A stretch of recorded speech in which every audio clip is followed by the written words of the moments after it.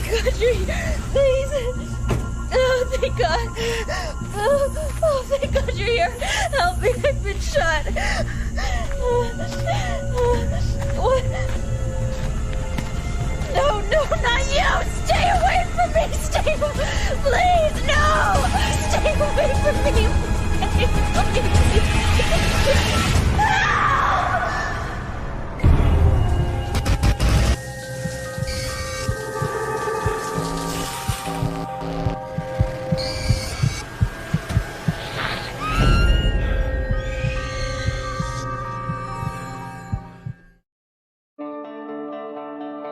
Famous for its beaches and boating canals, Fort Lauderdale, Florida is an outdoor lover's paradise.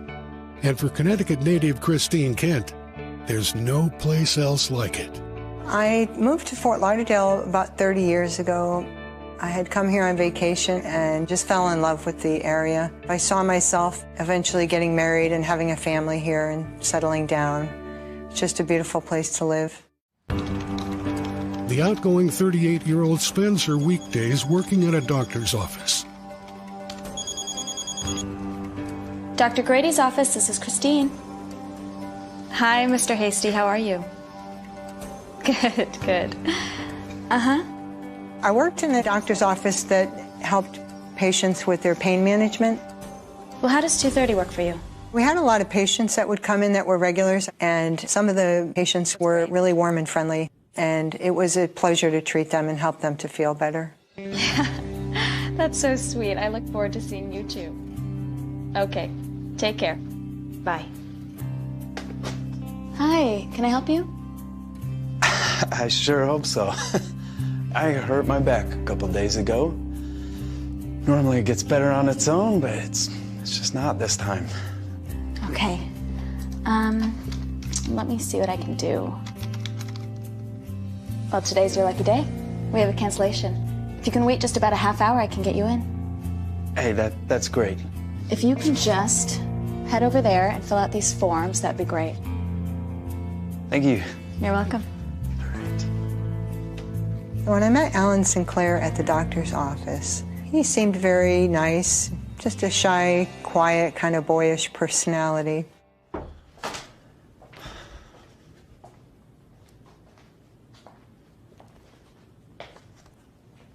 How'd it go? Great. Good. Gave me some anti-inflammatories and wants me to come back in 2 days for more therapy. Fantastic. How does 11 a.m. on Thursday work? That works. Great. Or how about 7 p.m. tonight? Dinner at Torino's? Unfortunately, Dr. Grady really frowns upon employees dating patients. What does he know? He's just a doctor. He is a pretty big stickler. So you're saying I should find a different therapist? I think it would be best for your back and my job for us to keep it professional. Don't you? Okay, yeah. Well, we will see you at 11 a.m. on Thursday. And if you have any questions or problems, please don't hesitate to call us. Okay. All right, have thanks. a great day. Yeah, you too. See you soon. Bye. I was very flattered, but it was against policy for me to date any of the patients, so I could not accept his invitation to get together outside of the office. He wasn't really my type anyway. In addition to working at the doctor's office full-time, Christine moonlights as a model on the weekends. And as you may already know, it's really quite simple. You just take one of your dirty casings, drop it in the tumbler. I was able to do a lot of modeling through different agencies and different events and convention shows. One was the Gun and Knife Show in Fort Lauderdale. Choose your media. You can use either walnut hull or corncob. A couple hours in the tumbler and voila. Well, thank you so much for stopping by. If you have any questions, you know where to find me. I hope you enjoy the rest of the show. At the Gun and Knife Show, I was a promotional model, and the percentage of the consumers at these shows were a lot more men in particular.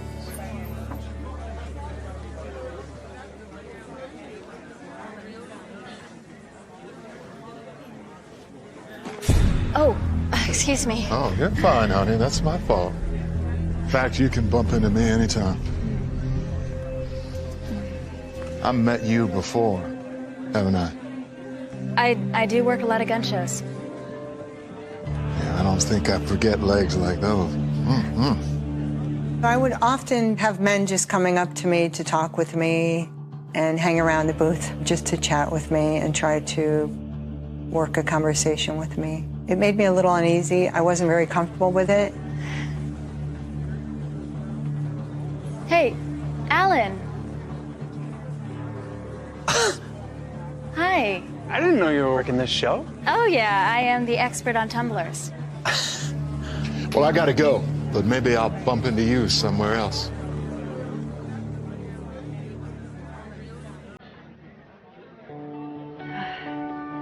Thank you for saving me. That guy was coming on way too strong. Glad I could help. So, tell me about your tumbler. Alan came to, I think, 2 or 3 of these shows while I was working, and he just stopped by the booth and he would linger around and talk with me for a little bit. Final product. Wow. Yeah. That is amazing. It is pretty special. Hey, that guy from before seemed kind of sketchy. You don't think he's one of the stalker types, do you? Oh, I don't know. I don't think so. How about I come back at the end of the show? I can escort you to your car. Maybe we could even grab a drink or something. Sure, that'd be great. The last time I saw him at the Gun and Knife show, he was no longer being treated at the doctor's office. And I thought, well, what's the harm in it? He seems like a nice guy, so I ended up accepting his invite. It seemed okay. Sure. Some of the gun show guys are tough, but let's see them stand in high heels for 8 hours. After the gun show, Alan and Christine meet up as planned. Hey, I know a great spot where we can grab a drink. Why don't we take my car? I'll drop you back here when we're done. Sure, works for me.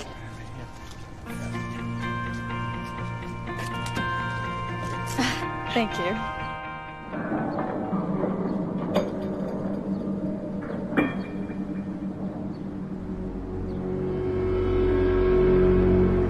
Bitch.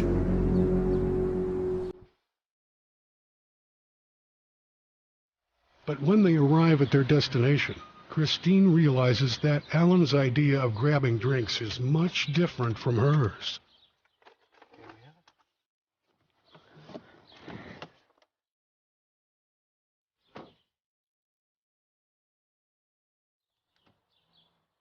I thought we'd go somewhere by the beach and sit and talk and have a drink and just chat.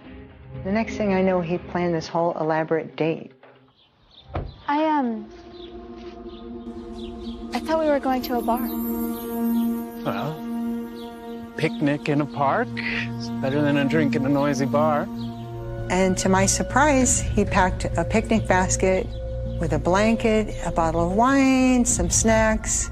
This is not at all what I was expecting. He kind of blindsided me. And I thought, well, this is awkward. I went along with it because I didn't want to be rude. Oh, wow, you thought of everything. I certainly try.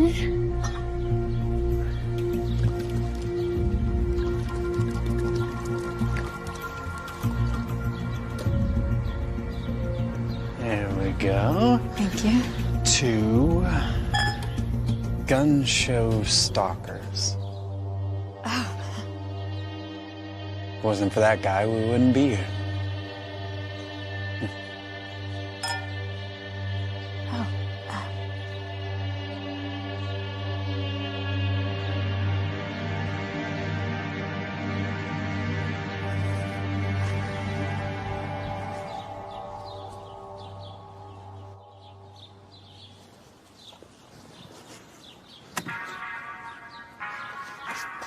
Come on. We should dance. No, thank you. Come on. Really, I really just think we should be friends.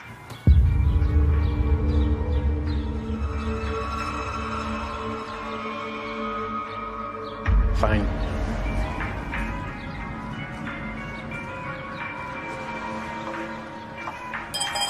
Come on. drive you back to your car.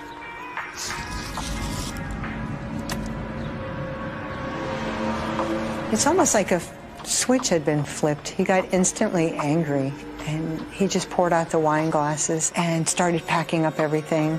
I don't think he said 2 words to me the whole way back, but I was so glad to be dropped off. I was relieved. After their disastrous picnic, Christine doesn't see or hear from Alan for almost a year. But on a trip to the hardware store, she unexpectedly comes face to face with him again. Christine! Alan, hey, you work here now? For about 6 months. It's easier on my back. Oh, that's great. Doing some gardening, I see. Trying to. It's a big project. I kind of want to do something to spruce up the carport, you know, maybe put in some flower boxes. It's just, they're so expensive. I can build you some. You can? Piece of cake. I don't want to trouble you. I'd be happy to. Friend to friend.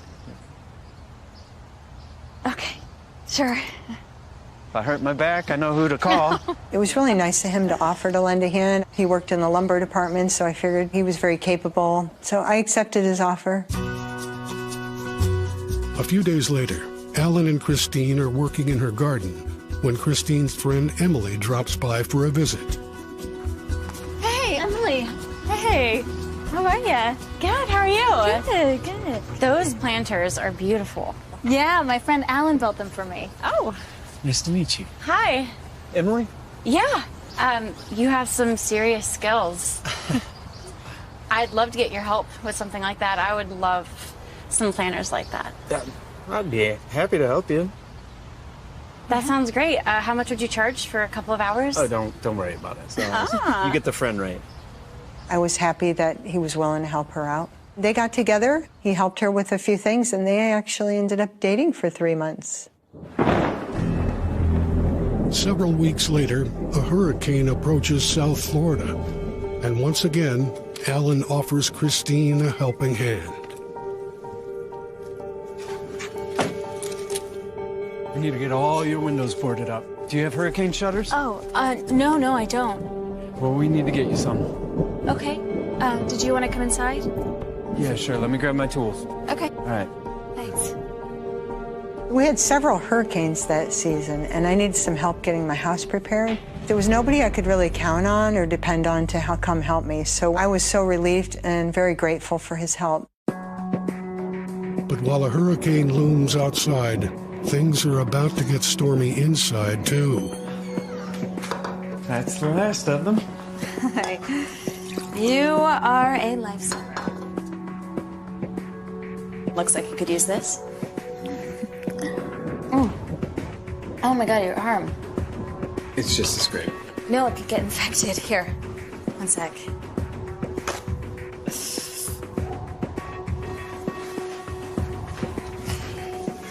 Here. Is that okay? Yeah.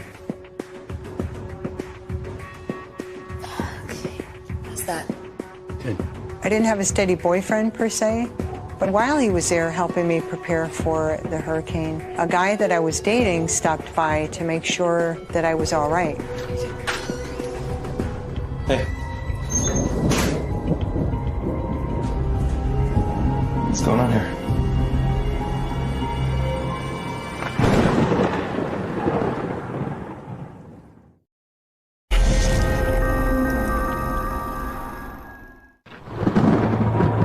When Christine Kent accepts Alan Sinclair's offer to hurricane-proof her house, it seems like a harmless decision. But it's not. What's going on here? Sorry, am I interrupting something? So when this other guy that I had been dating stopped by to see if I was all right, it was a little bit uncomfortable. Alan was helping me prepare for the storm, and he scraped his arm. I told you about Alan. He used to be a patient, the one dating Emily. Right. Bob Carter. Nice to meet you. These storm shutters you installed look terrific. I just finished my house. came down to see if you need some help. Thank you. Looks like I beat you to it.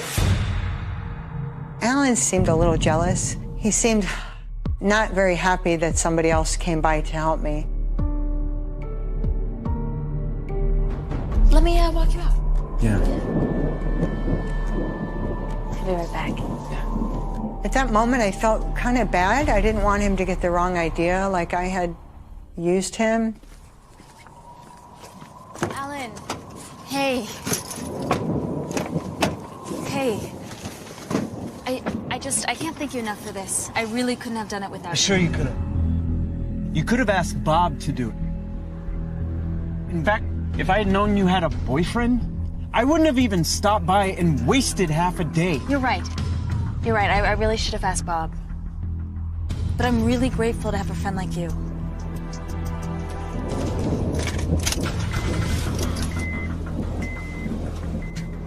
He offered to help me as a friend. It really wasn't his place to be jealous or upset, but I felt kind of bad the way the whole situation ended up.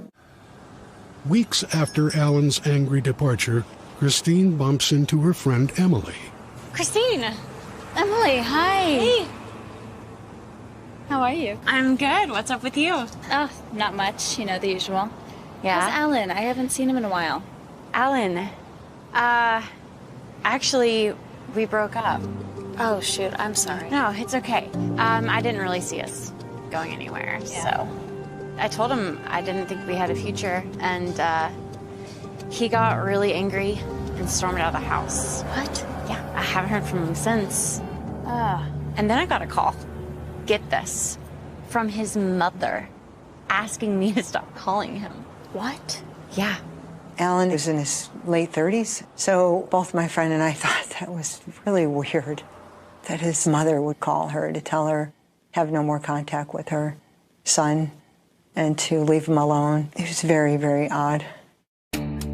Several years go by, and Christine has zero contact with Alan, but her modeling jobs still make her a target for unwanted attention. So the Gun and Knife show was 3 times a year. You can use either walnut hull or corncob media. Drop the casings in and let it do the work for you. And a lot of the same faces, a lot of the same people would come back, repeat customers. And so it usually takes about...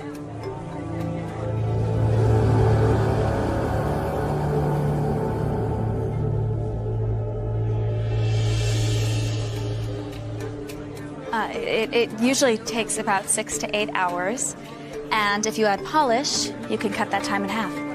It wasn't always enjoyable to have some of these guys that might appear rather creepy kind of hit on me. But I would often just brush it off. But some unwelcome advances are harder to shake than others. Oh. Well, look who it is. I'm sorry. Don't be. Excuse me. No worries. We do seem to keep bumping into each other. Yeah. Yeah, we do. Have a nice day. Excuse me.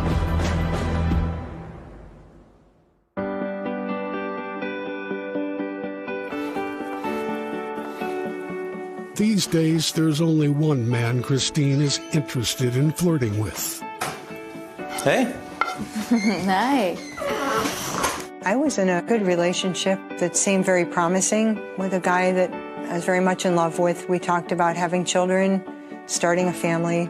So I was very hopeful for my future. You are going to make a terrific husband to a very lucky woman one day. Right. Any idea who that lucky woman might be? Oh, yeah. I think I know her really well.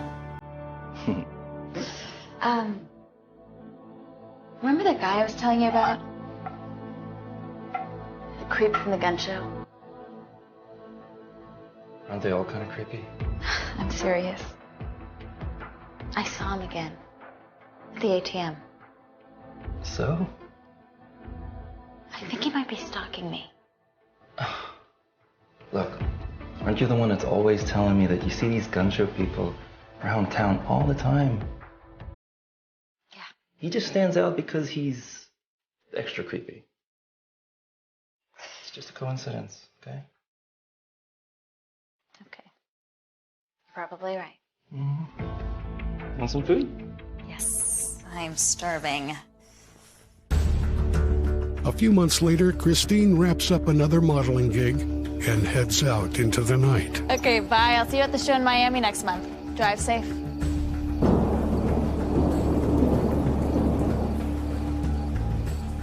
But as she waits for her ride home, she's not alone.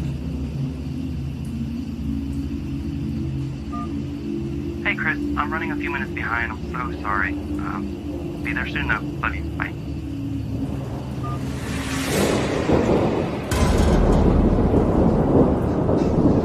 What a surprise. The show's already over. I didn't come for the show.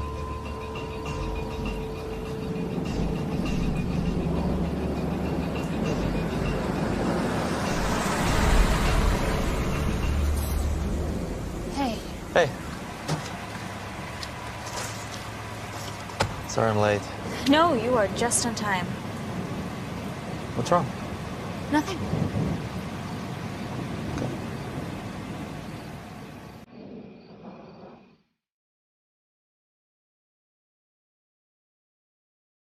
Later that summer, Christine arrives home to an empty house.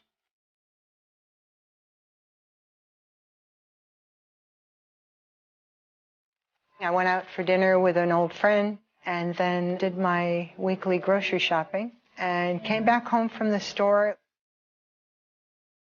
and was putting my groceries away when there was a knock at the door.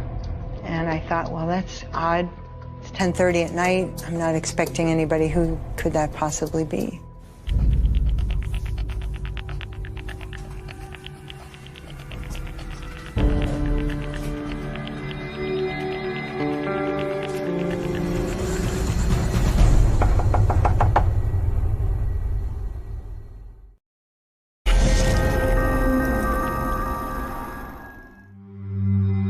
Christine Kent thinks she's home alone for the night, until an uninvited guest shows up at her doorstep.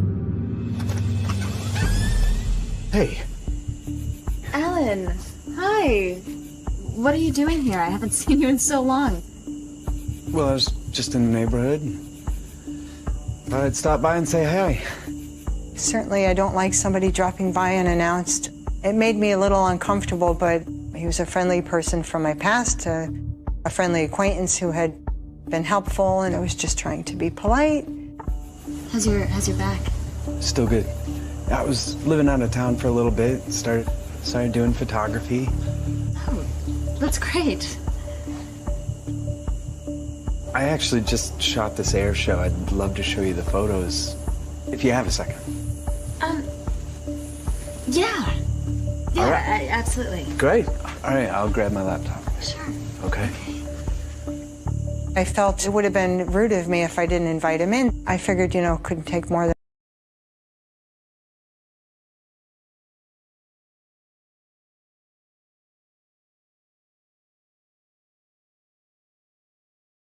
So close to that plane.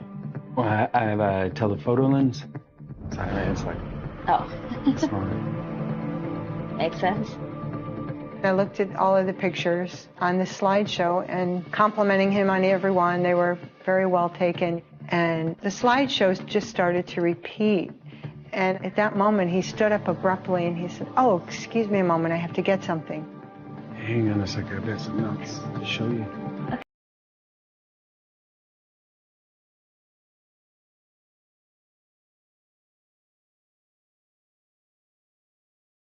The next thing I know, he's standing behind me, and I heard,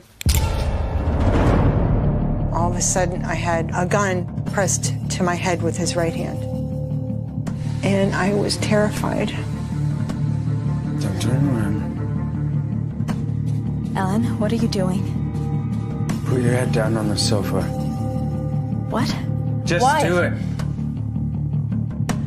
I saw my life flash before my eyes, and I saw a horrible scene of my blood and brain matter splattered all over the wall. And I thought, this is not how I want to go out. didn't intend that. I have to try anything to save my life. I have to try to get out of this situation. What's wrong? Something's wrong. Let me help you. Do you need a hug? Here, let me give you a hug. Alan, talk to me. I can help. And I kept talking and talking, and the whole time I was inching forward, trying to get toward my door to get out of there. This is not the answer, okay? I'm your friend, Alan. I want to help. Tell me what I can do to help, please. Please tell me what I can do. And as I'm inching toward him, he's inching back. I am so glad you came tonight. I haven't seen you in so long. I thought maybe you had moved away. Alan, I don't know what's wrong, but this is not right. God loves you. He loves you so much. We are both so special in God's eyes. You and me. And I'm reaching over trying to unlock my door, and I couldn't open it because he had locked my deadbolt when I was putting my groceries away. So I'm trying to unlock it without taking my eyes off of his. God does not want you to hurt me, Alan. Alan, you know that. Alan, I am your friend. I unlocked it, and he reached over me and locked it again. And I said to myself, he's not going to let me out of here. Alan. And for that split second, I had the thought of trying to kick him really hard, but I was afraid of getting shot in the chest at point-blank range, so I kept talking to him. Alan, God loves you. I was able to swing the door open, and I ran, and I screamed help as loud as I could. Help! In that moment, he panicked, and he opened fire. The first bullet went through the middle of my right foot, and the second bullet blasted right through my spine, through the middle of my back.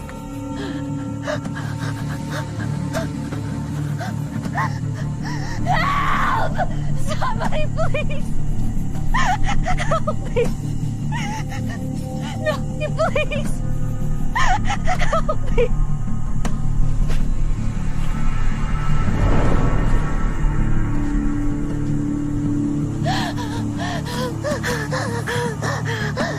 Help me, please! Somebody, please help me! I couldn't move anything from my chest down. I was helpless, and I was terrified. Help! But for Christine, the worst is yet to come. Please help! No, you stay away from me. Stay away, please.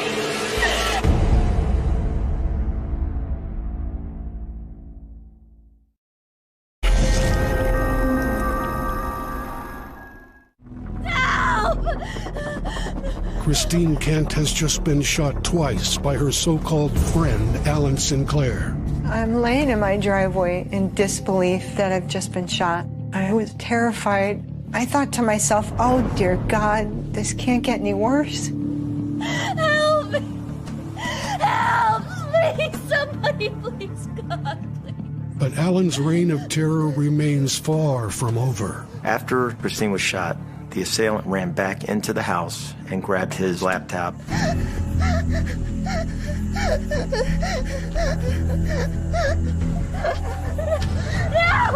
Please help! No, please help! Anybody, please! Alan exited my house with his laptop bag a moment later, He threw it in his truck, and he proceeded to back his truck up.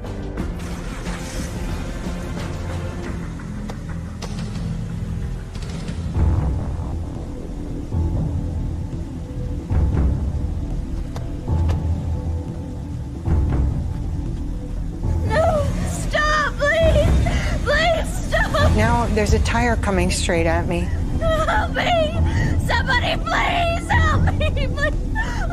I just thought, my God, he's not going to run me over, is he? Stop! You're going to run over me, Alan! What are you doing? Stop it!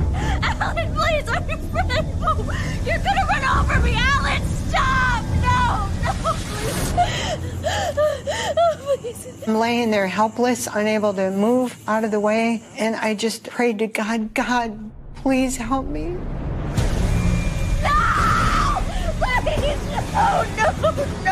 He ran over my right leg, and he came up right onto my abdomen with the tire. It was practically in my face.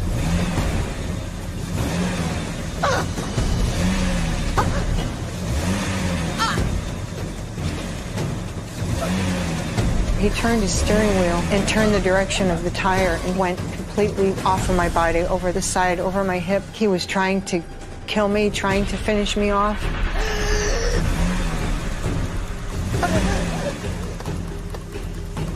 And the next thing I know, he backed off down my driveway. He drove off. Help me!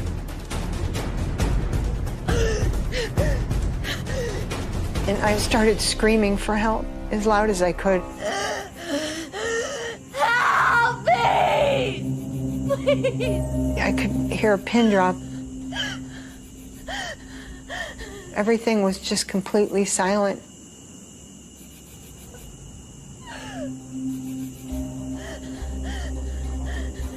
I was going to die. And I was terrified. I needed to get help right away if I was going to survive. After a couple of minutes, a vehicle pulled up to my driveway. And I was relieved that somebody had stopped to help me, that they heard my cries for help. Oh, thank God you're here. Help me, I've been shot. No. And the next thing I know, it was him. No! No, not you! Stay away from me! Stay away from me! Without a word, he grabbed me by my ankles and he dragged me across my driveway. Alan, I'm your friend, please. Stop. Why are you doing this to me? I'm your friend. Please, Alan. Stop. As he was dragging me, my flesh was tearing. On my elbows, on my back, on my spine. Why are you doing this to me? Please don't, Alan. Please stop. I'm your friend, please. Alan, please. Please don't. Alan obviously thought that she was not going to survive her injuries. He wanted to hide the body. Him just dumping her behind the bushes like trash was his way of doing his deed. And he retrieved the shell casings from the scene, which is an obvious attempt to hide the fact that he had a gun, what type of gun it was, and he left. Help! Help me! Help me!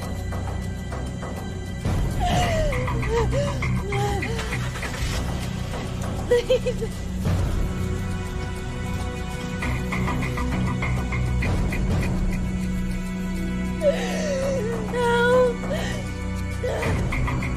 I was so scared that he was going to come back and finish me off. I didn't want to die. That night, I wanted to live, and so I started screaming for help again. Help! Help!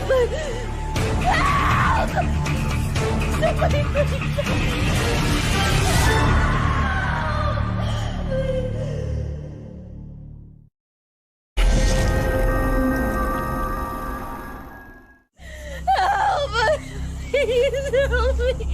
Shot twice, run over by a car, and left for dead in her yard. Christine Kent knows she's running out of time. I just kept praying to God to please help me. Please, God, let me stay. Let me see my family again. God, please don't take me yet. My work isn't finished here yet. Help! Please, anybody, please. I prayed, and then I screamed, and that went on for about 10 minutes. Please, anybody, please. And finally, I heard the sirens coming up the street. When the incident was occurring, neighbors heard the gunshots, but they were too afraid to come out to really look and see what was going on. But they called the police. I'm here! I'm over here, please! Please, please! I'm over here! Oh my God, you're here. Dispatch, we need an ambulance and backup. Can you move it all? I can't feel my legs. I can't feel my legs anymore. Okay, paramedics are on the way. I said to the paramedics, please, please don't let me die. Don't let me die. And the rest was in God's hands. But before she gets taken to the hospital, Christine reveals the identity of her would-be killer. I was still conscious, so I was able to give the police his name and a description of him and his vehicle. And while Christine clings to life in the ICU, the manhunt for Alan Sinclair begins. Upon going to Sinclair's house, we searched it. There was no sign of him or his SUV, but his girlfriend was there, and his girlfriend had not seen him since the night before, and she had no idea where he was. And when one of Alan's neighbors stumbles upon a clue, he notifies police. Mr. Phillips. Hey, yeah. I'm Detective Mellies. I came out to walk the dog this morning, and I found this on my fence just right over there. Pretty sure it belonged to Alan. One of Alan's neighbors found a laptop bag hanging on the fence of his house. Inside the laptop bag was a note to his girlfriend, and it appeared as though it was a suicide note. Do you have any idea where he might have gone? Nah, I didn't really know the guy. If you find anything else, please give me a call. Sure, we'll do. The Broward Sheriff's Office issued a BOLO form, which goes out to all the agencies around the country, and if they come across him, to notify the Sheriff's Office immediately. Later that afternoon, police are called to a hardware store in Florida City, 70 miles south of Fort Lauderdale. Alan was found slumped over his wheel in a parking lot. A passerby saw him, was concerned, and called the police. It was very hot out. They thought that he might have been in trouble, and he had his gun on the seat next to him. Sir, open the door!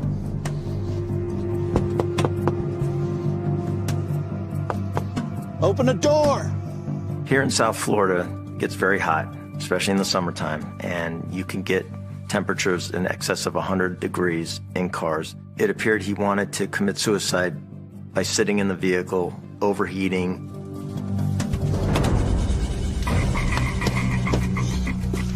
Don't move!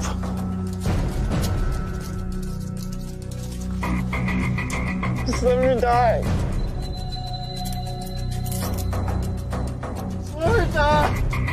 He immediately stated that he had shot a woman in Fort Lauderdale and he was trying to kill himself. He was taken to the hospital and treated for dehydration. When police search Alan's car, they uncover even more detailed evidence of Alan's evil plot against Christine. In the vehicle, the police found what you would call a rape kit. He had duct tape, he had a knife, he had latex gloves, he had condoms.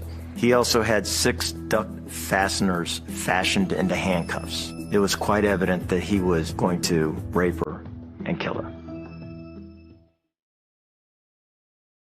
Christine is recovering from emergency surgery when she receives word that Alan is in police custody.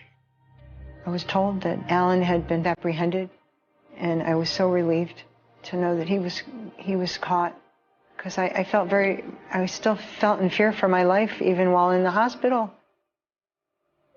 But Christine is left to face the life-altering consequences of Alan's violent actions.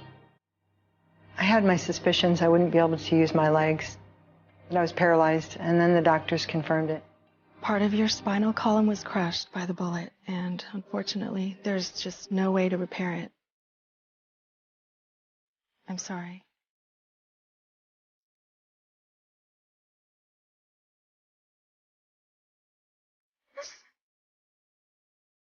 I was told later by the doctors at the hospital that I would never walk again. I always thought that I would heal and I would get better and I would be able to regain my mobility again, be able to walk again, but I've had to come to terms with that. The pain was excruciating the next several weeks, months. It's been years and I'm still in pain every day. It was only through the grace of God that I was able to get through this ordeal. Alan Sinclair is charged with attempted first-degree murder. He pleads no contest and is sentenced to life in prison without the possibility of parole. We never found a motive for why he attacked or why he picked Christine. He apologized, but he gave no answers for his actions. But despite Alan's attempts to destroy her life, Christine's indomitable spirit refuses to break. It's not easy to get out sometimes, but I do my best to get out and participate in life and have a good time. I've raced in 13 full marathons with the Achilles team, and I felt that after that, nothing can keep me down. And I'm just thankful by the grace of God that I survived. Because each and every day is a gift. No matter what life throws your way, you just have to make the best of it.